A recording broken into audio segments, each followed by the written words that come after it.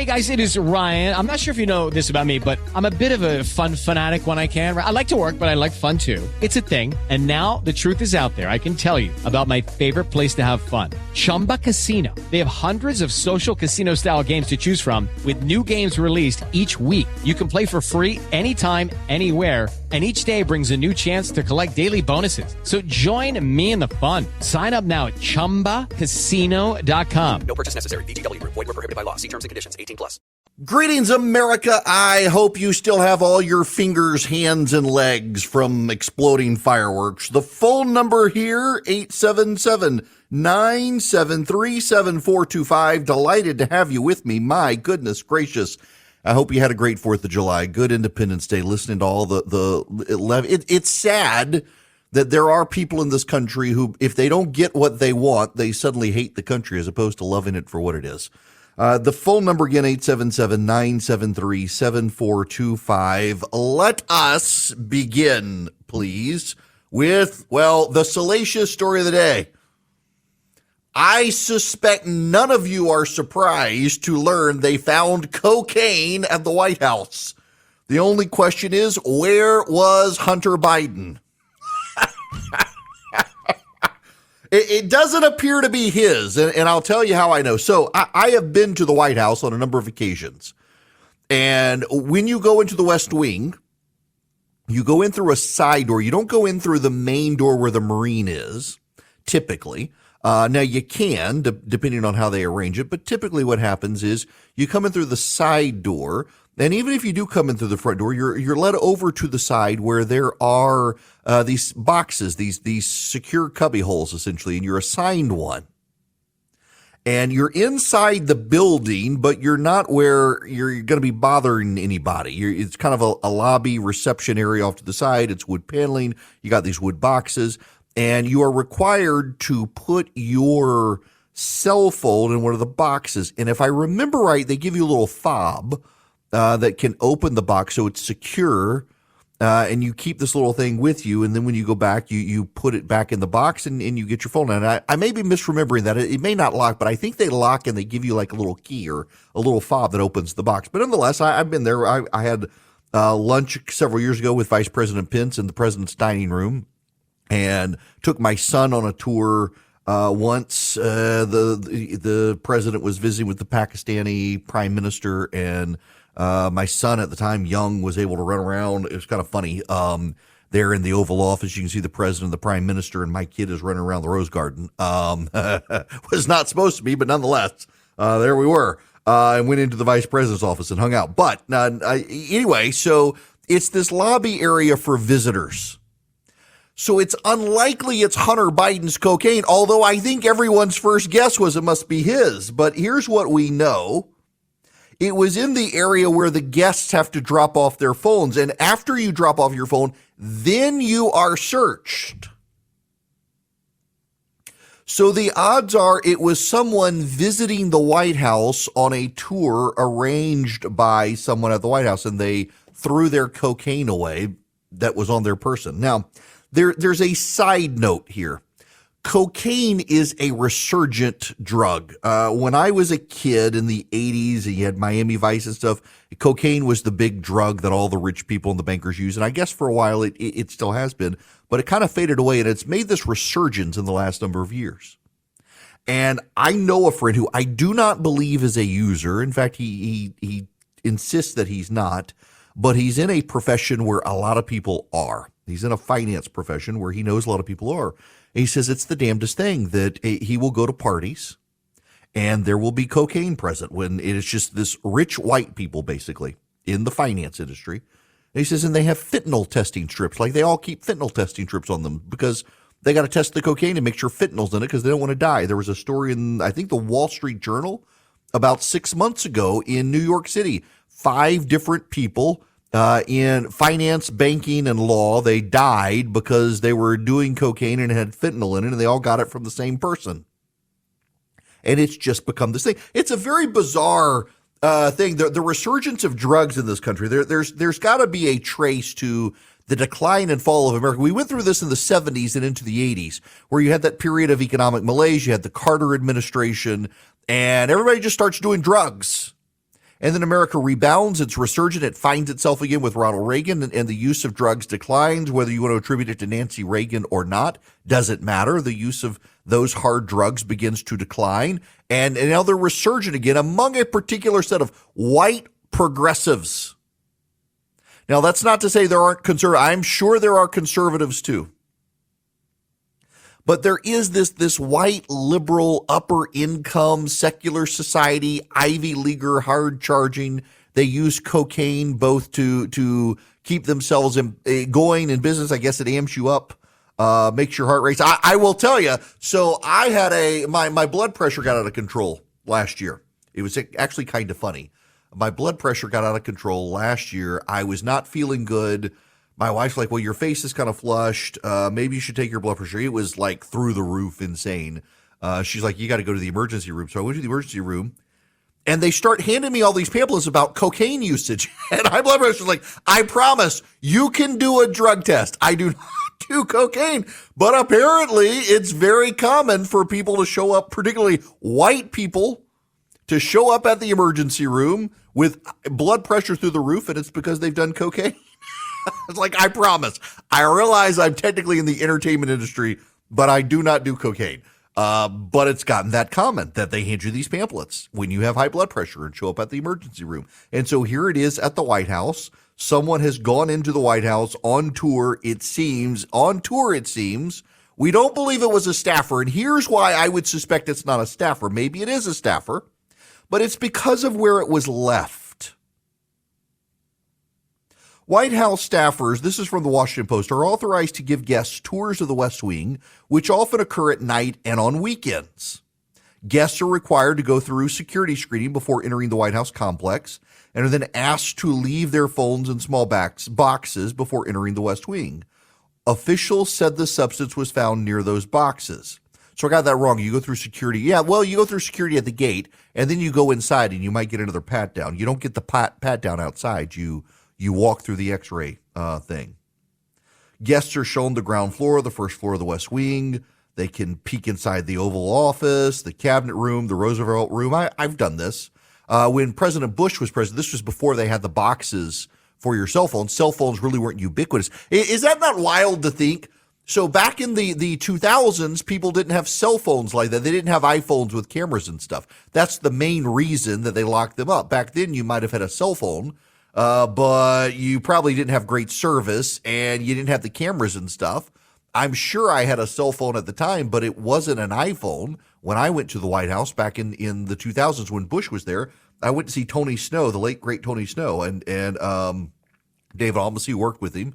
Got to see Tony, who I had known for a while, and got to go into see the Oval Office. Wasn't allowed to set foot in it, but got to see it and stuff. It was a cool tour. But cell phones weren't that ubiquitous at the time, except the Motorola StarTAC phones, and you didn't get those confiscated by the Secret Service at the time. But now everything is confiscated, and someone, I guess, pulled their phone out of their little baggie of cocaine, might have fallen out with it. In any event, it shut the White House down. Now, the president and his family were not there. Another reason this probably wasn't hunters, although we can joke about it, is the president and his family were at Camp David. The larger issue here to me, however, and this is where I get to deviate into the larger issue, are the number of people in elite circles. And let's just be honest here. If you're going into the Biden White House on the weekend when the president's not there, you got staffers and you're carrying cocaine, you're in one of those progressive elite circles. And you are insistent on the rules by which we must conduct society, but you don't actually want to play by the rules. You don't see these people out there advocating cocaine usage.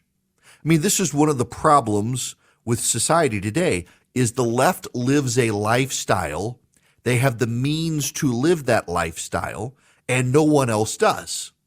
The left can be hedonistic, licentious, and use drugs, but your average poor to middle class person who does the same thing is probably going to fall into a pit of squalor and not be able to pull themselves out because they don't have the safety net to pull themselves out. And the left ascribes social policies based on that. The paternalism of the left, the licentiousness of the hedonism on display. The upper income white people taking their kid to drag queen story hour. The poor person just wants to get their kid a basic education to learn how to read. Instead, they got to go be indoctrinated by drag queen story hour on whether or not they're a boy or a girl, as opposed to the ABCs and the 1, 2, 3s. And so you've got people on the left living a lifestyle, and it is people on the right too. You should, I'm sure, I guarantee you, there are people who use cocaine. When I was at Fox News, I worked there for 5 years. I heard more than one story about drug use in the building. But it is at an elite level. They live a lifestyle, and they see the world through their lifestyle. And they can advocate a hedonistic, licentious, sleep-around culture, drug use culture, when they have millions of dollars or rich mommies and daddies to put them into rehab or subsidize their lifestyle, pay for their abortions, or hand their children off to be adopted. If you're poor middle class, you can't do that. You don't have the means. You don't have the social safety net. And so their solution is not to clean up their lifestyle and recognize it's not a healthy lifestyle. It's to expand the social safety net, make Uncle Sam the surrogate parent to bail everyone out, put them in rehab, and pay for their abortions. They don't want to clean up their lifestyle, and they can't recognize it doesn't translate well. That's the problem. By the way, I've got the audio if you want to hear it. This is the hazmat team doing the inspection at the White House. To repeat, I didn't copy your results on the Gemini. Gemini's results are no match found with a red bar, no match found in the library. We'll go ahead and back and come on up. Correction record has that we have a result on the Gemini. We have a yellow bar stating cocaine, hydrochloride, pass number 53-21-4. Now, this is a story, of course, that has made news headlines. Even CBS News couldn't avoid covering this. Surprising discovery at the White House. What was it? A bag of suspicious white powder believed to be cocaine.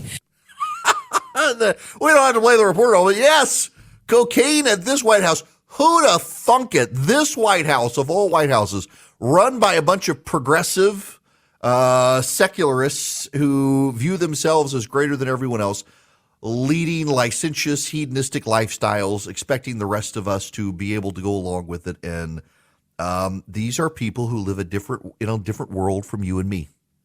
And the problem is they want to set the rules for our world, and they can't even live by the rules in their world. And that ultimately is the cultural rot within this administration spilling over into the real world. They want to set rules for you and me. They want to control our lives. They want to tell us where we can go, when we can go, how we must go, when we must return, where we must return to, what we can and cannot eat, the stoves on which we can cook our food, all of those things. And they don't want to live by any of the existing rules. So why should we respect their policy choices when they don't respect the rule of law at a very basic level? Greetings, welcome. It's Eric Erickson here, the day after the 4th of July. I hope you got all fingers and toes. The phone number, 877-973-7425. As always, you can text Eric, E-R-I-C-K, to 33777. Get all the links to follow me around social media. Okay, I got my kid just texted me during commercial break and reminded me that I had to talk about the story. Have you all heard? This is like the ultimate redneck story. 2 dudes in Arkansas have been arrested for shooting each other. They were wearing bulletproof vests and decided to shoot each other. Let me see if I can find this. Arkansas men arrested. Yep, here we go. This is from the Arkansas. I know this is poor form of me. Arkansas men. Yep. Yeah, here. They were wearing bulletproof vests after drinking, of course.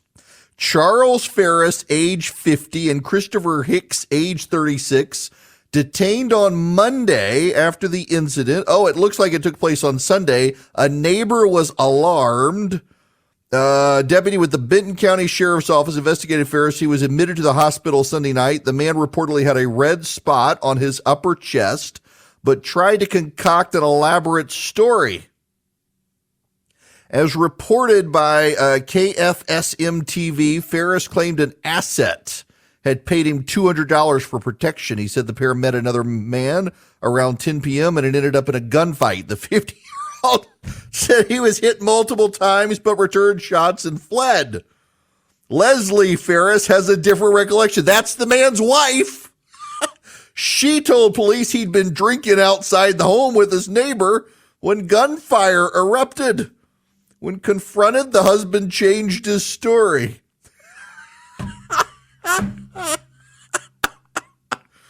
Local media says Ferris had been left angry about an injury and unloaded the clip. That's the language they use. Unloaded the clip into Hicks, who was wearing the vest.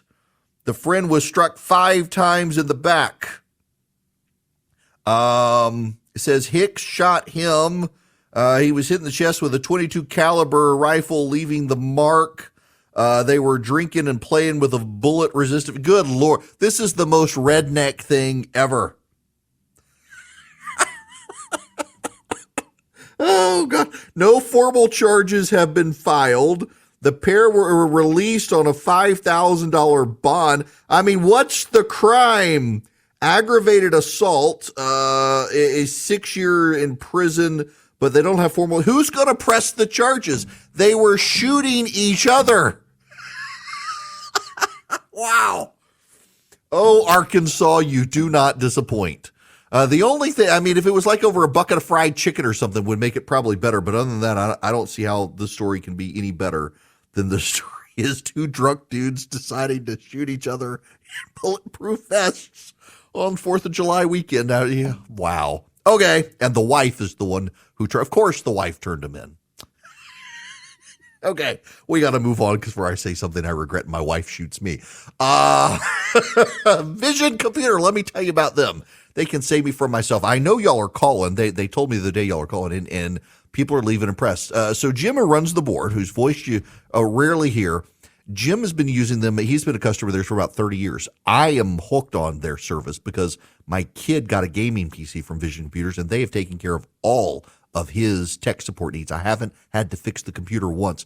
You can have the same experience for your house or for your office. Do you own a business and your employees are constantly having computer problems and you're tired of having to fix them or call in an outside person to come fix them? Vision can do it for you. You can get your computers from them. They'll build you what you need and you want, have it upgradable, and they'll be your IT department. Handle email, printer setup, you name it. All you got to do is call them, 404-COMPUTE. Now, listen, it's 404 area code. That means Atlanta, but it doesn't matter. They've got business all over the nation. They help companies everywhere in the U.S. They want to help you or for your home, 404-COMPUTE. You can also go to visioncomputers.com. But if you call them at 404-COMPUTE, ask about the Eric Erickson special. They'll give you a great deal. They can be your IT department. They can build the computers for you, everything you need, 404-COMPUTE. Hello there. Welcome. It is Eric Erickson here. You should know in the 3rd hour of the program today, former New Jersey Governor Chris Christie is going to join me. Yes. Reached out over the weekend, wanted to see if he could come on the show. We said, sure, we're happy to have all the presidential candidates come on. I want to talk about, well, this is relevant to even some of the prior conversations we have had here. Just in the last hour, the left wanting to govern the country in ways they don't want to live by. And one of the things they also want to do is to degrade society in the name of saving it. There's a level of benign, poisonous paternalism in a lot of what the left does. I want you to listen to a clip that's relevant to this. This is Joy Reid, the dim-witted idiot on MSNBC. Well, let me just be clear. I got into Harvard only because of affirmative action. I went to a school no one had ever heard of in Denver, Colorado, in a small suburb. I didn't go to Exeter or Andover. I didn't have college test prep. I just happened to be really nerdy and smart and have really good grades and good SAT scores. Right. But someone came to Denver, Colorado to look for me. A Harvard recruiter flew to Denver, and I met up with her at the Village Inn restaurant and did a pre-interview to get to pull me into Harvard. I was pulled in, and the schools like Harvard and Yale that I got into affirmatively. Yes. And it was literally not saying we're going to take an unqualified person and put them in Harvard. Yes. We're going to take a very qualified person who we would never know existed and put them in Harvard. That's how I got there. That's how Ketanji got there. That's how Justice Jackson, I should say. Justice Jackson got there. It's how Clarence Thomas got there. So what she's suggesting is not that Harvard went out of their way to recruit people of diverse backgrounds, which they're legally allowed to do with or without affirmative action, but that they targeted her as a black person and she only got there with affirmative action. Essentially, she's arguing that smarter people were let into Harvard or were denied admission to Harvard. And she, not as smart, was able to get in because of affirmative action, and she's proud of that. She doesn't view affirmative action as a stigma. She views it as allowing herself to get in somewhere that she otherwise wouldn't have gotten into. Now, she says that if Harvard wants to create a recruiting program where Harvard goes out and finds people of unique backgrounds, they can do that. That's not unconstitutional. It's also not affirmative action. It's trying to build a diverse pool of applicants. If they do it and they use percentages for race, that becomes illegal. You can't use race, but you can use life otherwise. What we see here now with the left is they're trying to come to terms with the failures of so many of their policies over time, and they can't grapple with the failures of their policies. In the 1960s, progressives at the time called liberals. Remember, liberals go back and forth on whether they want to be called progressives or liberals over time. They wear out their welcome as one, so they change their name to the other. Same thing, although now I use liberals because people are liberal, but they're not wackadoo progressives. There does seem to be a difference right now. We're in progressives, and the progressives are marching across America trying to upend society in ways that even liberals aren't necessarily comfortable with. And the latest is the California Reparations Task Force. It calls for, among other things, getting rid of public urination laws. This is Peter Hassan at Fox News. California's Reparations Task Force wants state lawmakers to ban the arrest and prosecution of people who violate laws against public urination and other public disorder offenses. The call to end police enforcement of laws, including those that prohibit public urination, is among the official policy recommendations listed in the final report, which contains 40 chapters and runs over 1,000 pages. A significant proportion of law enforcement contact with the public relates to low-level, nonviolent offenses. Thus, for example, law enforcement is frequently tasked with enforcing public disorder offenses such as illegal camping, public intoxication, disorderly conduct, minor trespass, and public urination. Although the subjects of these contacts are often experiencing homelessness, a mental health crisis, or both, the responding officers typically possess neither training nor expertise in working with these vulnerable populations, et cetera, et cetera, et cetera. Just wait. There's more from the New York Post, Brandon Gillespie.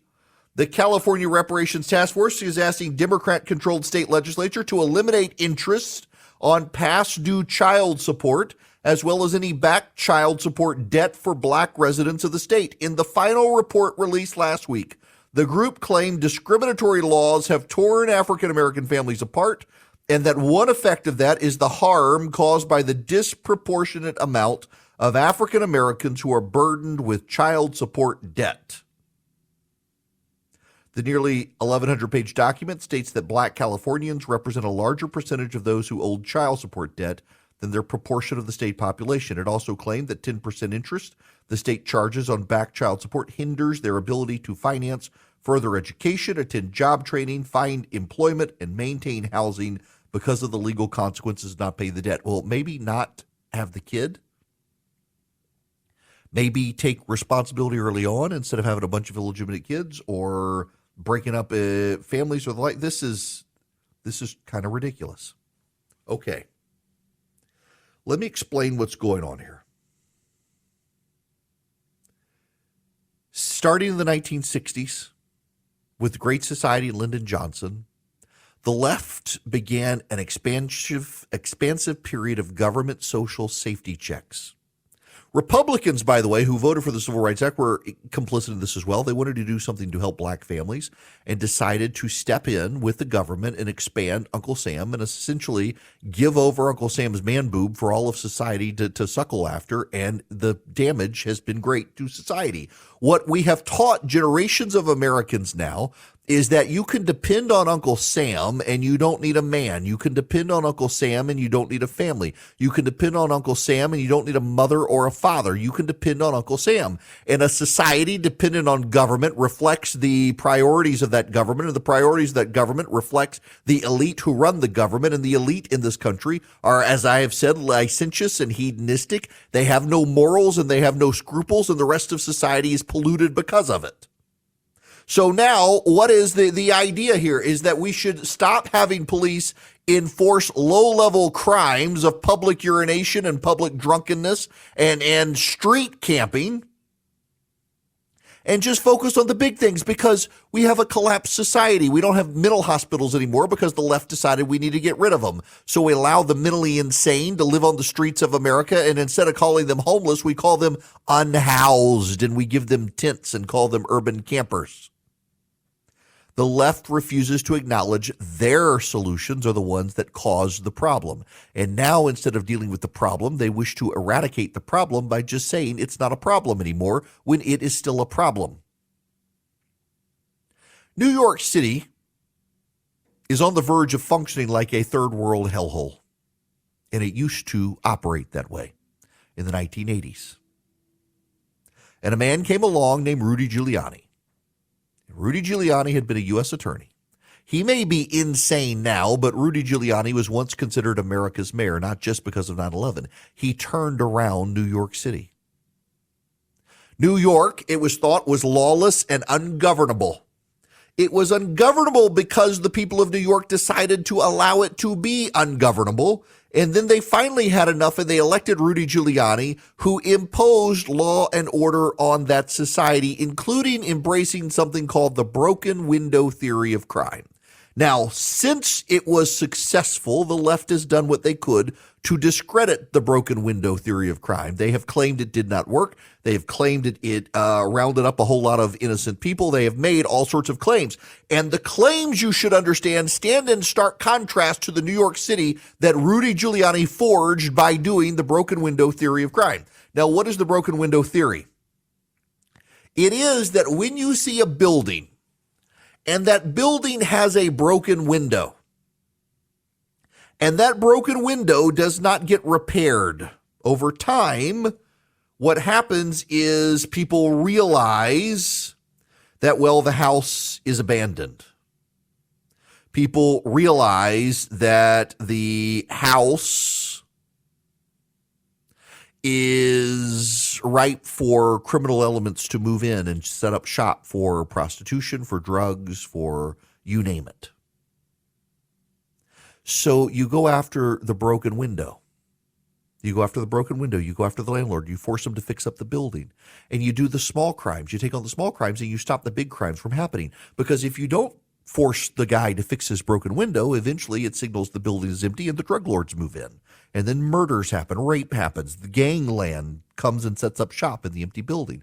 The broken window theory of crime worked. Now keep in mind, again, as I've said, the left has spent an inordinate amount of time trying to debunk it because they hate it, because they hate it for this reason. It requires aggressive law enforcement, and they claim that it victimizes the black community, it victimizes non-whites, that it drives up incarcerations. It worked. The New York City of today, all the crime they're having, they didn't have it when they used the broken window theory of crime. So let's go back to this one from California. Law enforcement is frequently tasked with enforcing public disorder offenses such as illegal camping, public intoxication, disorderly conduct, minor trespass, and public urination. Minor trespass. Going into the building with a broken window when no one's home. Minor trespass. Public urination. When the police are not out enforcing these minor laws, eventually the bigger laws come in. It's like, for example, so we had an electrician come by our house today. We're getting a spa put in the backyard from my friends at Georgia Spa Company. Are putting in a hot tub in the backyard. Man, I can't. It comes next week. We had to get some landscaping put in. The electrician came out today, found a 6-foot snake in the crawl space of my house. We may burn the house down this afternoon. But why is the snake there? The snake is there because of the chipmunks. The chipmunks came, and so the snakes came. The hawks will come for the snakes. The circle of life will continue. The chipmunks were able to come set up shop because my wife and I have not been pulling out the .22 shooting the chipmunks. So the chipmunks come and they attract the snakes attract the hawks. Eventually the hawks get rid of the snakes, having got rid of the chipmunks. The hawks go away and the circle of life repeats itself. It's kind of the same thing, the circle of crime. The vagrants come in and they set up urban camping.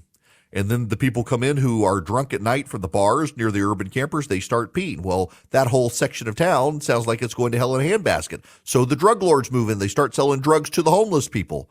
And then they start setting up shop in the vacant buildings with the broken windows where they know no one's taking care of them. And eventually you've got a criminal element that's taken root.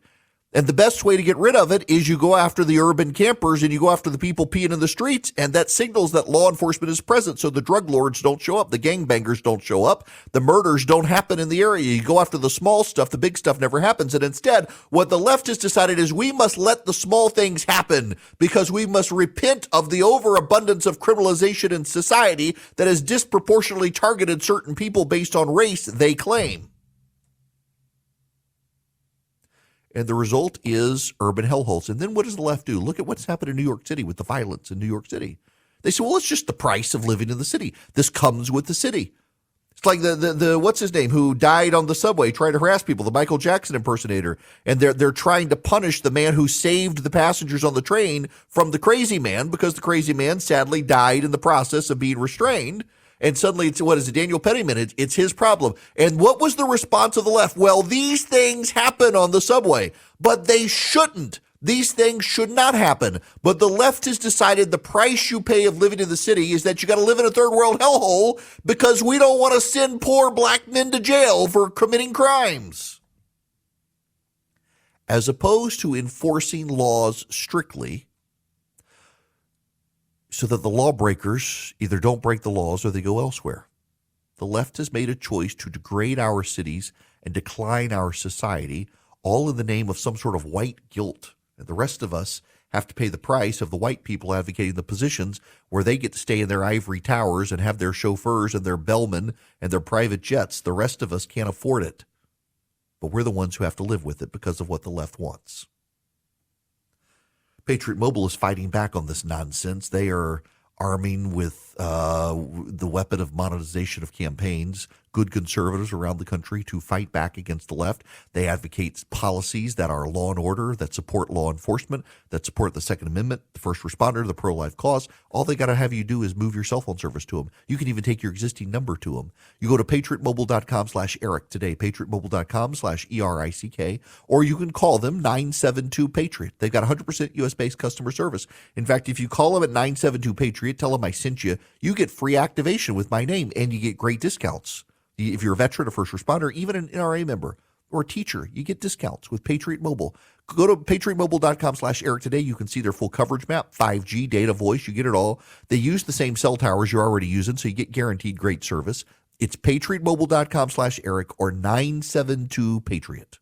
This hour of the program is brought to you by First Liberty Building and Loan. Wherever you are nationwide, if you want your business to grow and need access to capital, see if they can help you. They make their own lending decisions. If your lender's giving you a hard time, dragging their feet, or just doesn't want to bother with helping you, First Liberty might be able to. If you're buying a building, building a building, buying a franchise, buying on a business partner, those are the sorts of things they do.